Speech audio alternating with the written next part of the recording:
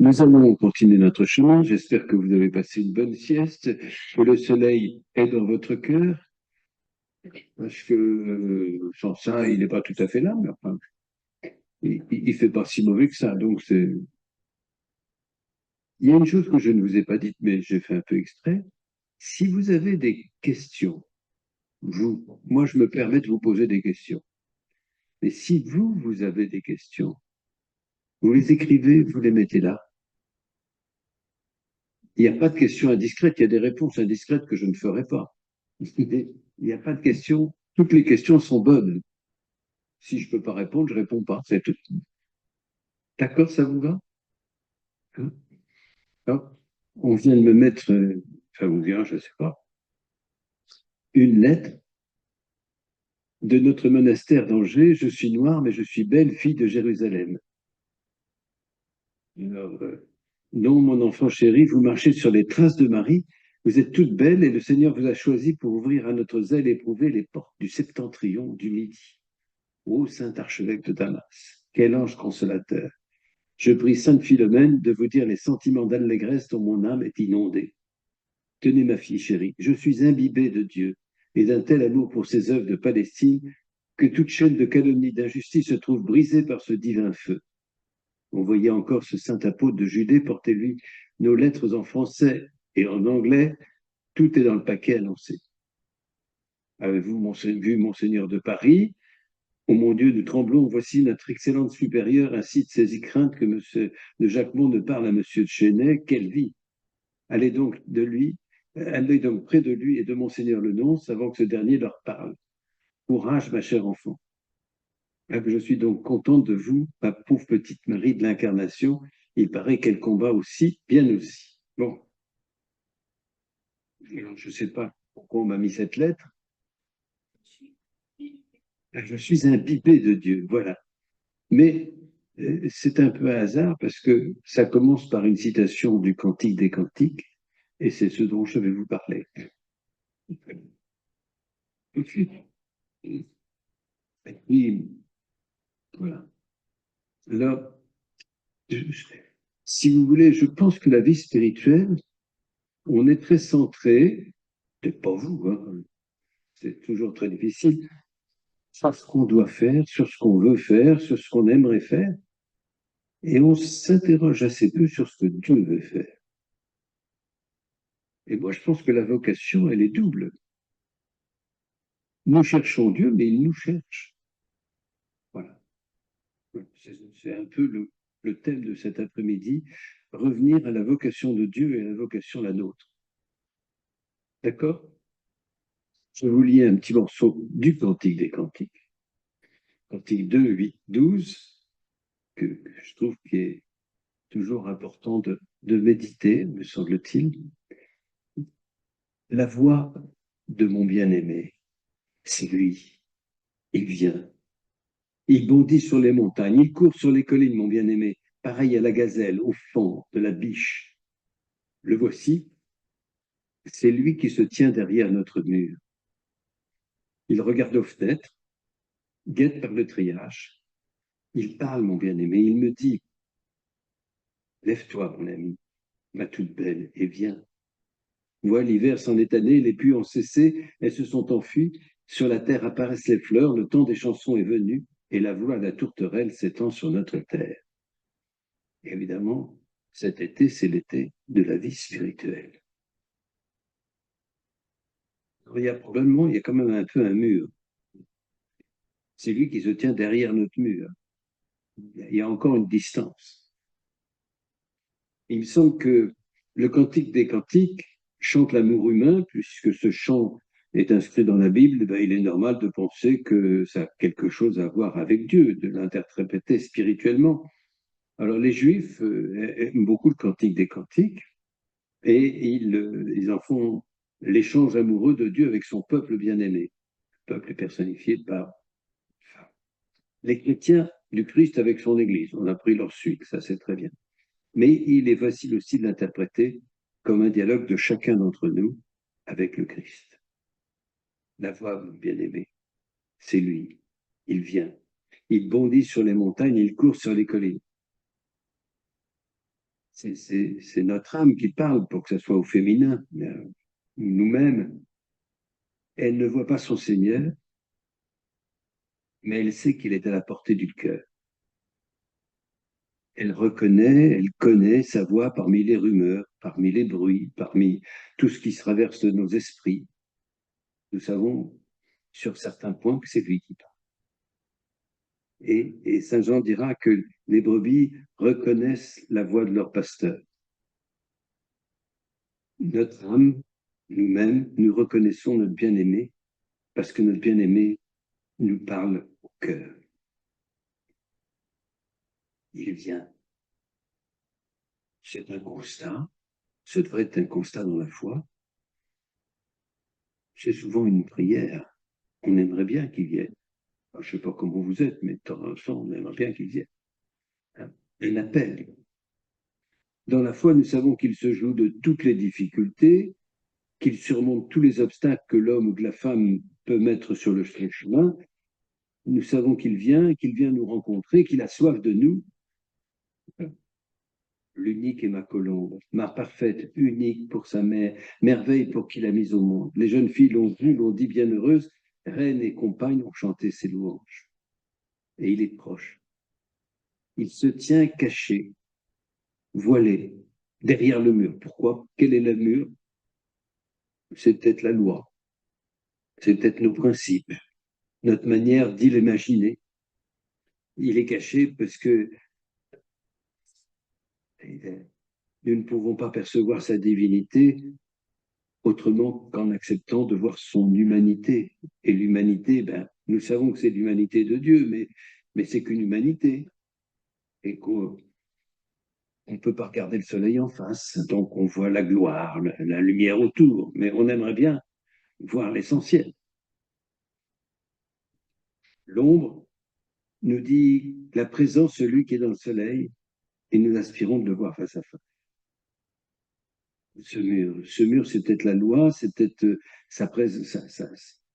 le fait qu'on ne peut pas le voir dans sa divinité, on le voit dans son humanité, c'est peut-être aussi simplement nos limites, notre péché. En ce sens-là, ce mur, c'est bien notre mur. Et il faut quelquefois se dire que Dieu nous cherche même à travers notre péché. Vous savez, la nuit de Pâques, on chante Félix culpa. Bienheureuse faute qui nous valut un tel rédempteur. C'est difficile de pécher, de savoir qu'on pêche, de savoir qu'on est faible, de savoir qu'on ne sait pas faire, et de se dire que c'est peut-être même par là que Dieu nous appelle. Souvent,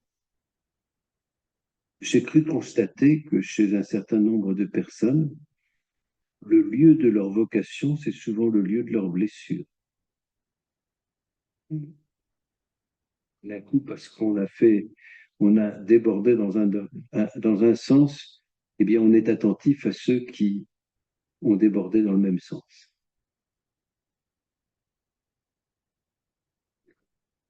Qui donc est celle qui surgit, semblable à l'aurore, belle autant que la lune, brillante comme le soleil, terrible comme des bataillons. Je suis descendu au jardin du noyer voir le vallon qui verdoie, voir si la vigne bourgeonne, si les greniers sont en fleurs. Et elle répond, je ne sais plus, mon âme m'a transporté sur les chars de mon peuple prince. Imaginez que Dieu nous cherche, qu'il nous trouve beaux ou belles, qu'il a soif de nous. Lundi, nous aurons probablement à la messe la lecture de la brebis perdue. C'est quand même un peu curieux que celle qui donne de la joie au berger, c'est celle qui est perdue. Les autres lui en donnent moins, enfin, c'est pas marqué. Ce qui est marqué, c'est la seule qui donne la joie, c'est celle qui est perdue. Donc, il va chercher, d'accord, enfin, c'est celle qui est perdue. Donc, c'est à chacun d'entre nous que Jésus parle. Et malgré tout, il nous appelle ses amis. Il nous trouve à sa façon. Et à chacun d'entre nous, il dit, viens. Chacun d'entre nous, il dit, viens. Ah, je suis trop vieux. Ou après ce que j'ai fait, ou je suis dans la médiocrité. À chacun d'entre nous, il dit, viens. À chacun d'entre nous, il offre une résurrection. Et cet appel se situe dans l'aujourd'hui de Dieu. Et il ne dit pas que l'hiver ne reviendra pas, mais il dit que c'est le printemps. Voilà. C'est le temps de saisir sa vocation à lui, son appel. Il me semble que toute retraite a un double but. Exprimer à Dieu notre attente, nous le cherchons, sans ça on ne serait pas là, et entendre sa recherche à lui. Notre attente s'exprime bien dans des psaumes et des chants, notamment de l'Avent. J'aime, vous savez, celui du texte du chant de Thésée de l'Avent. Ô viens Seigneur Jésus, ne tarde pas, viens dissiper l'obscurité où nous devons toujours marcher, remplis nos yeux de ton éclat. Brillant soleil, très pur matin, nous aimerions te contempler, nous réjouir de ta beauté. Oh, lève-toi sur nos chemins. Nous avons des raisons d'être impatients. Mais je pense que le Seigneur lui aussi est impatient. Il appelle à le joindre. Je ne sais pas si vous connaissez Sainte Gertrude. Sainte Gertrude d'Efta. C'est une femme, mais elle commence par être une petite fille, ça arrive à beaucoup de femmes, et elle est mise au couvent à 5 ans. Et elle est élevée par Sainte Mechtilde, il y a pire. Et puis, elle grandit, et puis elle devient une religieuse, bien sous tout rapport. Elle aime beaucoup la littérature, pourtant elle n'avait pas lu le récent texte de François sur la littérature, mais enfin, elle aime la littérature. Et un beau jour, elle rentre, elle a 25 ans, 26 ans, et elle rentre dans son dortoir, après compli, et là, elle a une apparition, une expérience spirituelle, et elle sent que Dieu lui dit, à travers la vision d'un homme, reviens à moi. Elle n'était pas partie. Reviens à moi. Et je t'enverrai un torrent de ma volupté divine. Reviens à moi. Le temps de cet appel me semble être au cœur de toute vie spirituelle. Reviens à moi. Voici que je me tiens à la porte et je frappe. Si quelqu'un entend ma voix et ouvre la porte, j'entrerai chez lui. Je prendrai mon repas avec lui et lui avec moi. Ça, vous connaissez, je viens de lire l'Apocalypse, hein, chapitre 3, verset 20. Alors, il ne s'agit pas d'une personne en particulier. Donc, quand je dis ça pour notre retraite, je tire un peu les cheveux. Mais enfin, force de tirer. Et, et, il vise une église tout entière, celle de Laodicée. Laodicée, c'est une église qui marche bien. Ça tourne. C'est une église où on fait ce qu'il faut faire. Et du coup, elle ne se pose plus la question de savoir ce qu'il faut faire. Quand on est sur sa lancée, quand on fait les choses bien, quand le matin on prie, le soir on prie, on est sympa avec les gens de la communauté, etc., on risque quelquefois de rentrer dans la routine. Et c'est là qu'il faut entendre le, le, le Seigneur qui frappe. C'est vrai qu'il a frappé autrefois. Sans ça, on ne serait pas là. Et nous avons ouvert. Sans ça, on ne serait pas là. Mais voilà. Maintenant, il refrappe. Toujours. Et il demande toujours qu'on aille plus loin. Alors, peut-être qu'il est bon de se rappeler, eh bien, la première fois qu'il a frappé. Quelquefois, ça donne du courage, redonne sens un peu à la vie. Comment sommes-nous arrivés ici? Quelle est l'histoire de notre vocation? Alors, je suis sûr que si on racontait nos histoires de vocation, ça serait passionnant et ça serait très différencié. Certains ont été appelés dès leur tendre enfance. J'ai connu des prêtres qui jouaient au petit curé à 5 ans. Et puis, il y en a qui jouent au petit curé à 5 ans, puis qui à 20 ans ne l'étaient plus.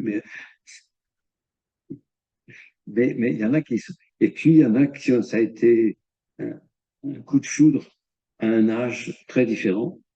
Puis, il y a des gens pour qui ça a été sinusoïdal. Il y a eu des appels, et puis des hésitations, et puis des reprises. Et puis, vous connaissez tout ça, vous savez tout ça. Alors, le pape parle souvent de ça.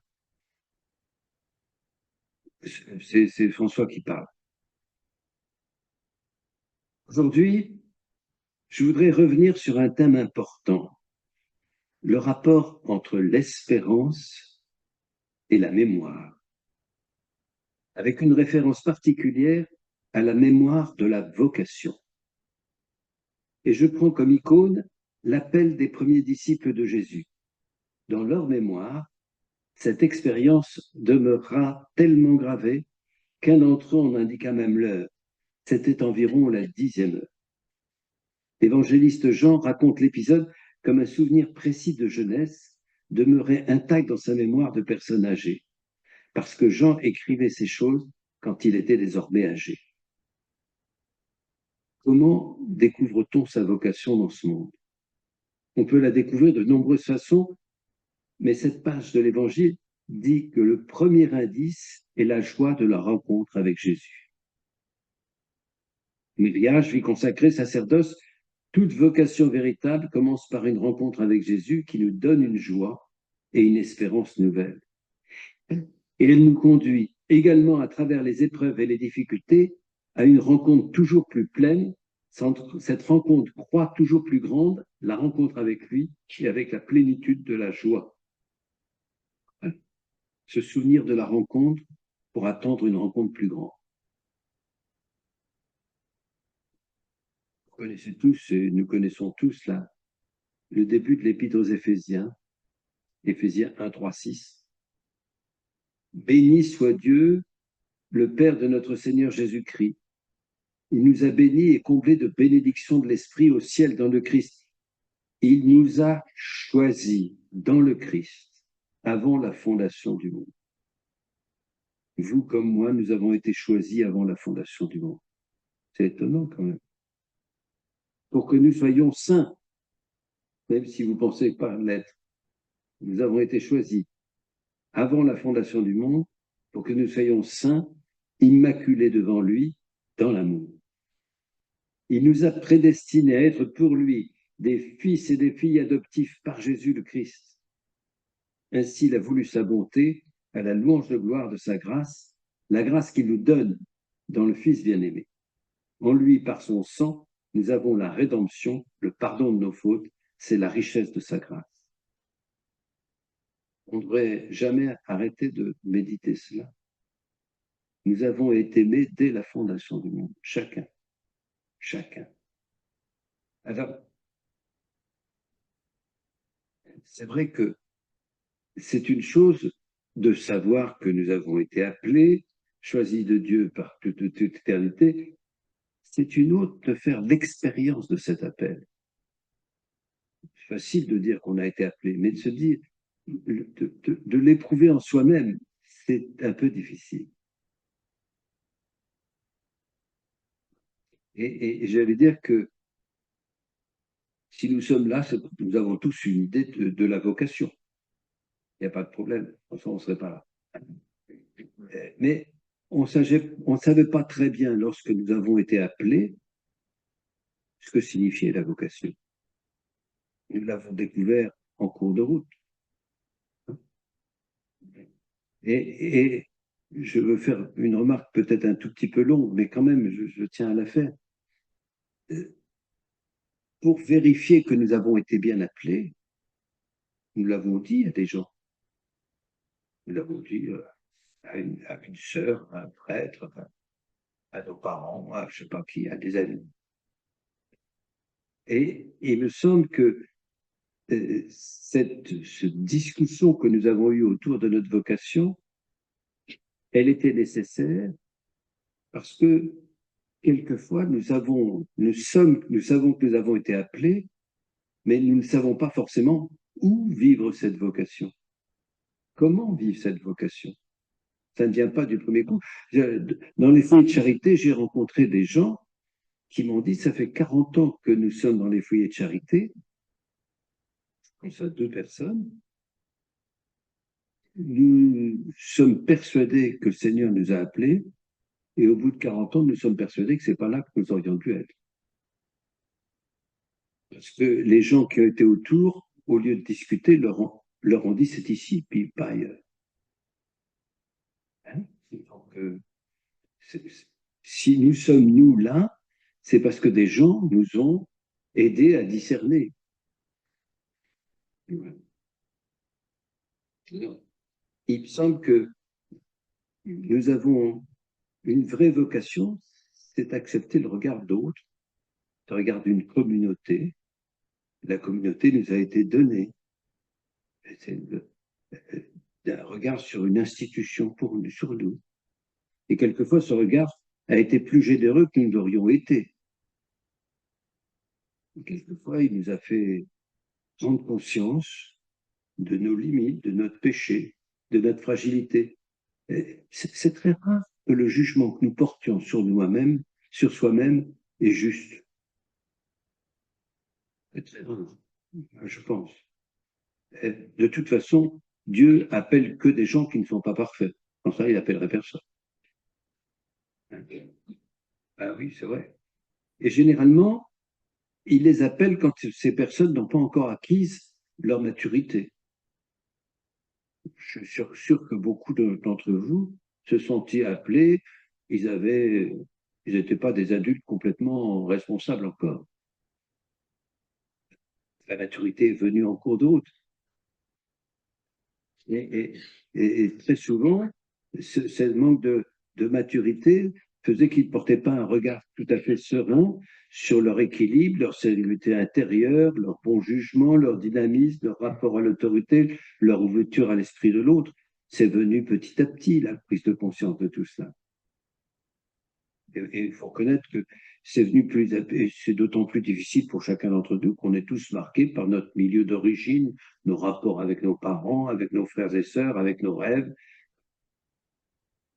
Répondre à l'appel du Christ, c'est toujours avoir le courage d'écouter la vie des hommes et d'entendre l'évaluation qu'ils portent sur nous, même si ce n'est pas forcément la parole d'évangile non plus, mais il faut avoir le courage de l'écouter. Et entendre l'appel du Christ et y répondre, c'est toujours apprendre à se connaître soi-même. Ça peut être difficile et c'est toujours progressif. S'accepter pour se donner. Et c'est encore vrai aujourd'hui pour chacun d'entre nous.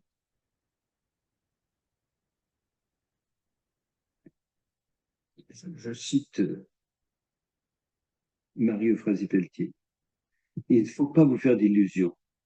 La vocation que vous avez choisie demande une entière abnégation de vous-même. Vous voulez briser les chaînes qui attachent les âmes aux démons, vous devez vous résigner à recevoir les coups de sa fureur.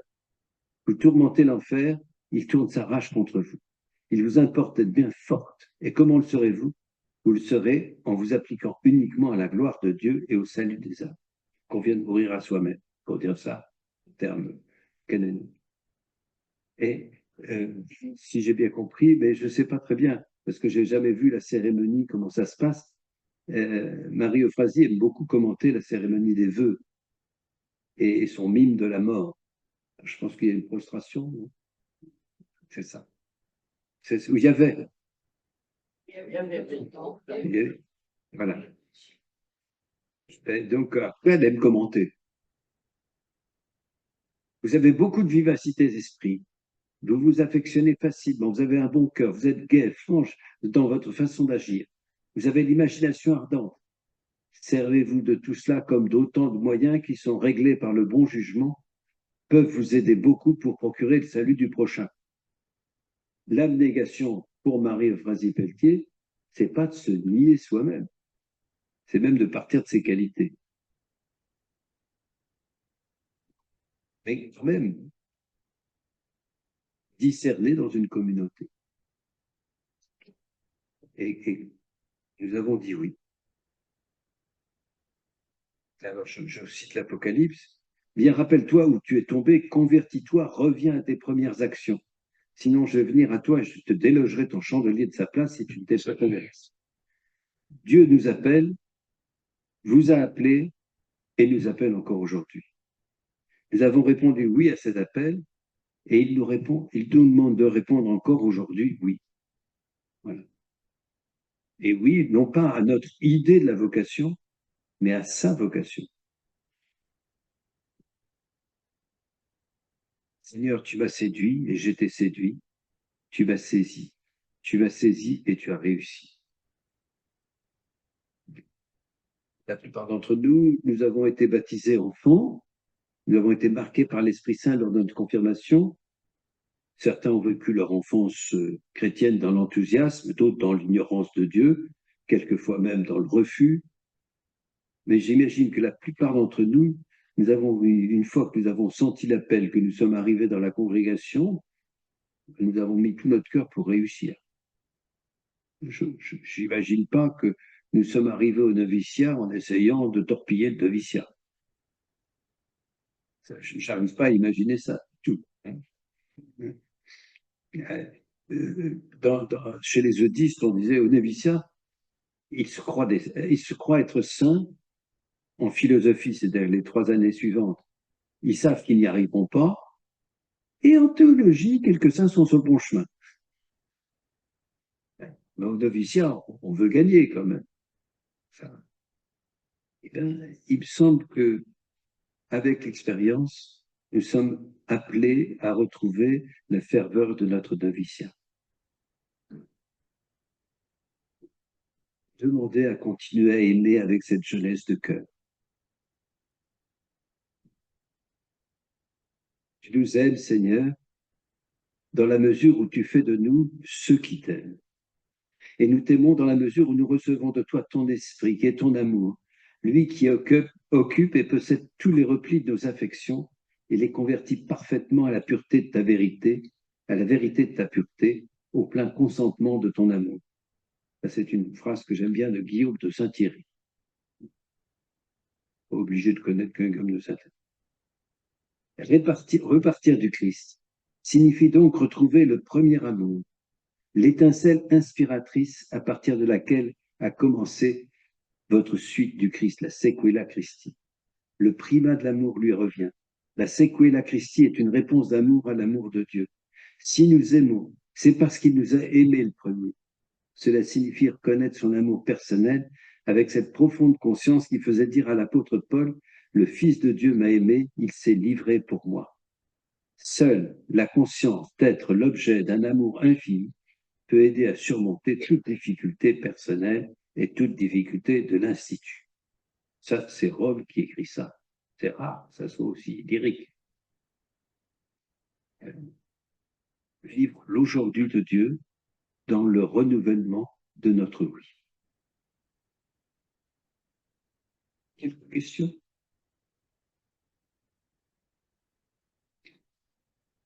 Quelle place a l'affectivité et l'amour dans votre vie spirituelle?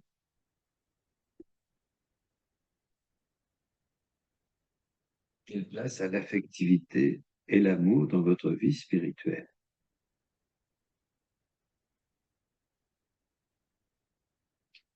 Quelle place a l'affectivité et l'amour dans votre vie spirituelle?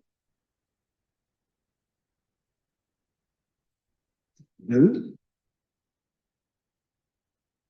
Quels ont été les moments de votre vie où vous avez été le plus enthousiaste? Quels sont les moments de votre vie où vous avez été le plus enthousiaste?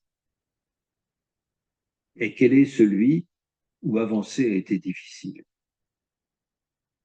Quels ont été les moments de votre vie où vous avez été le plus enthousiaste et quel est celui où avancer a été plus difficile?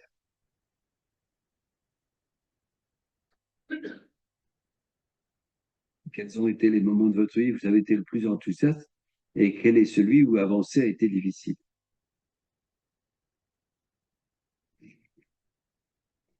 3. Vous souvenez-vous précisément du moment ou des moments où vous avez commencé à comprendre que Dieu vous appelait?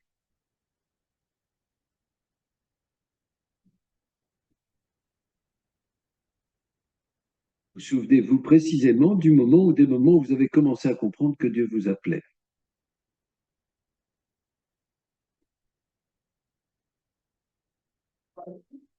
Vous souvenez-vous précisément du moment ou des moments où vous avez commencé à comprendre que Dieu vous appelait? 4. Quelles sont les personnes qui vous ont aidé vraiment à vous connaître vous-même?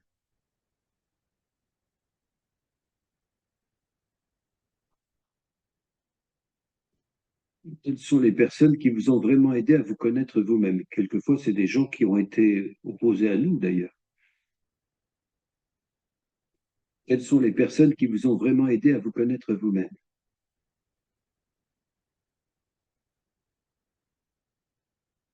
Quelles sont les personnes qui vous ont vraiment aidé à vous connaître vous-même?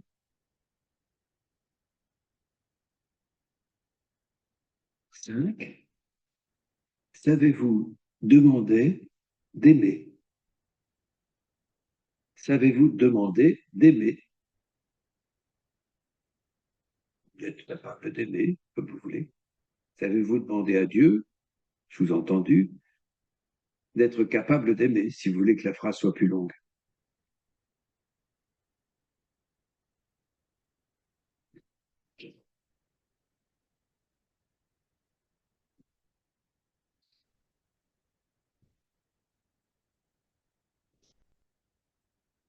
J'ai une petite prière de Saint Bernard que j'aime bien.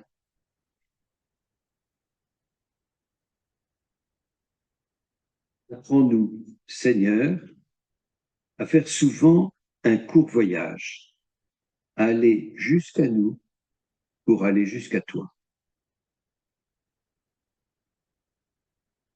Apprends-nous, Seigneur, à faire souvent un court voyage, à aller jusqu'à nous pour aller jusqu'à toi.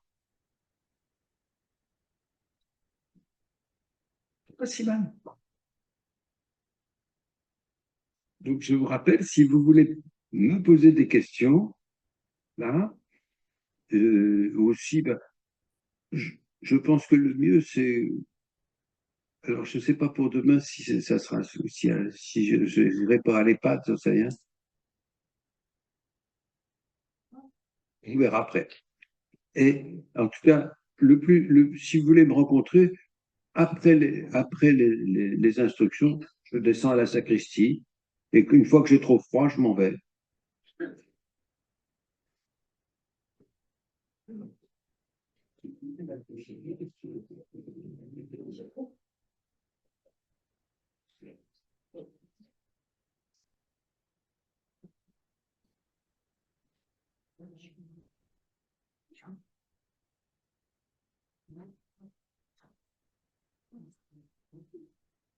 Ça a été mieux si on ne savait rien. Non, je peux pas. Oui.